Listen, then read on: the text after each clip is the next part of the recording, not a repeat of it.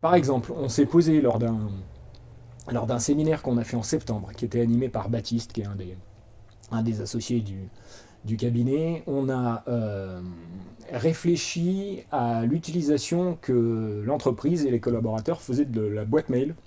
Et on a analysé les différents types de mails qui pouvaient être envoyés par un collaborateur, enfin entre collaborateurs. C'est plutôt la messagerie interne qui nous intéressait.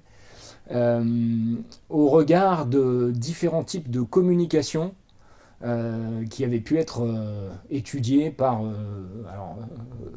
plusieurs philosophes, 4 philosophes en l'occurrence.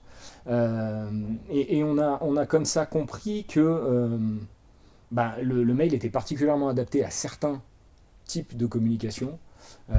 Par exemple, le DRH qui veut faire une communication interne et transmettre un certain nombre d'informations officielles à l'ensemble des collaborateurs, le mail peut avoir cette utilité-là. Par contre, le mail va être beaucoup moins adapté à faire de l'échange informel.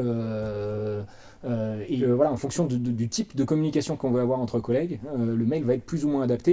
Et il y a plusieurs philosophes qui ont travaillé sur la communication et qui voyaient la communication avec un prisme plutôt informatif ou plutôt relationnel, etc.